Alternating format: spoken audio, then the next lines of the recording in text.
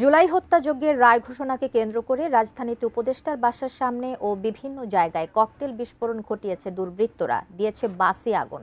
তবে বড় ধরনের অপ্রীতিকর ঘটনা এড়াতে মোতায়েন করা হয়েছে বিপুল সংখ্যক পুলিশ ও আইন শৃঙ্খলা বাহিনীর সদস্য। সাব্বির আহমেদ বিস্তারিত জানাচ্ছেন। হঠাৎ বিকট শব্দ। রোববার রাতে ধানমন্ডিতে এভাবেই আতঙ্কিত হয়ে পড়েন মানুষ।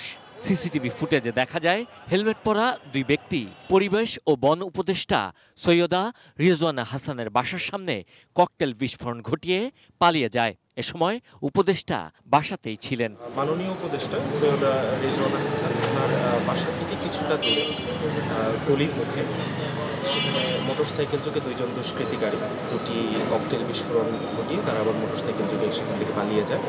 এছাড়া বাংলা মোটরে এনসিপি কার্যালয়ের সামনে পল্লবী, গাবতলী, বাড্ডা, মতিঝিল, কারওয়ান বাজার সহ বিভিন্ন জায়গায় ককটেলের বিস্ফোরণ ঘটায় দুর্বৃত্তরা।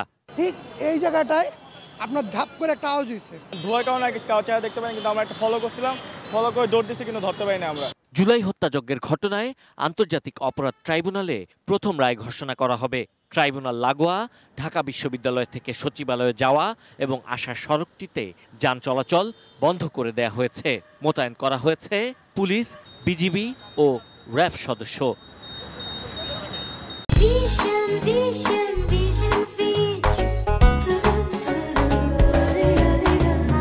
পুলিশ বলছে শুধু রাজধানী ঢাকাতেই স্বাভাবিকের চাইতে অতিরিক্ত ৬,০০০ পুলিশ মোতায়েন করা হয়েছে।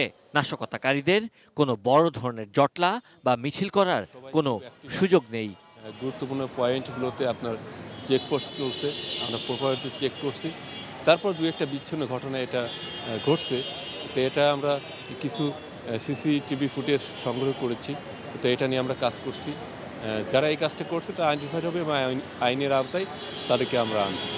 জনগণ আশ্বস্ত আছে বলে কিন্তু কিন্তু জনগণ রাস্তায় নামছে, তারা এখনও দেখেন রাস্তায় আছে, তারা নির্বিঘ্নে চলাফেরা করছে, কোনো সমস্যা নেই। এদিকে রাতে দক্ষিণ কেরানীগঞ্জ থানার ডাম্পিংয়ে থাকা দুটি বাসে আগুন দেয় দুর্বৃত্তরা। তবে এসব ঘটনায় কাউকেই গ্রেপ্তার বা আটক করতে পারেনি police. Sabbir Ahmed, ATN news, Dhaka.